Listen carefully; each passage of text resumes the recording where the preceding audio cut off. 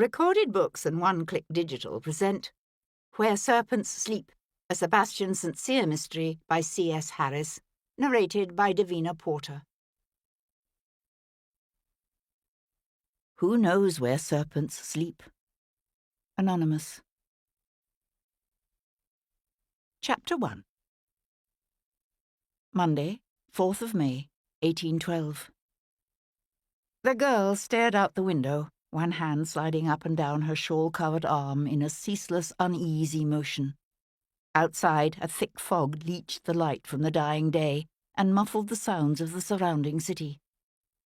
"You don't like the fog, do you?" Hero Jarvis asked, watching her. They sat together in a pool of golden light thrown by the lamp on the plain tea-table where Hero had laid out her notebook, pen and ink, and the standard list of questions she'd drawn up to ask. The girl jerked her gaze back to Hero's face. This one was older than some of the other prostitutes Hero had interviewed, but still young, her face still smooth, her skin clear, her green eyes sharp with intelligence. She said her name was Rose Jones, although in Hero's experience, women in this business seldom gave their true names. "Who does like fog?" said Rose. "You can never tell what's out there."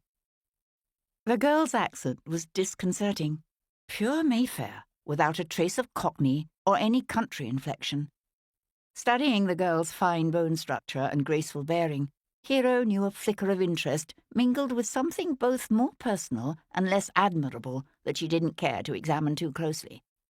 How had this girl, surely no more than 18 or 19 years old and so obviously gently born and bred, ended up here at the Magdalen House, a refuge run by the Society of Friends for women who wished to leave prostitution? Reaching for her pen, Hero dipped the tip into her inkwell and asked, "How long have you been in the business?" A bitter smile touched Rose's lips. "You mean, how long have I been a whore? Less than a year." It was said to shock. But Hero Jarvis was not the kind of woman who shocked easily. At 25 years of age, she considered herself immune to the excesses of sensibility that afflicted so many of her sex. She simply nodded and went on to her next question. "What sort of work did you do before?" "Before? I didn't do anything before." "You lived with your family?" Rose tipped her head to one side, her gaze assessing the other woman in a way Hero did not like. "Why are you here, asking us these questions?" Hero cleared her throat. "I'm researching a theory." "What theory?" "It is my belief that most women enter prostitution not because of some innate moral weakness, but out of economic necessity." A quiver of emotion crossed Rose's face, her voice coming out harsh. "What do you know about it? A woman like you." Hero set aside her pen and met Rose's gaze without flinching. "Are we so different?" Rose didn't answer. In the silence that followed, Hero could hear the voices of the other women drifting up from downstairs, a clink of cutlery, a quick burst of laughter. It grew late. Soon Hero's carriage would return to take her back to Berkeley Square, to the safety and comfort of her privileged world. Perhaps Rose was right, in a sense.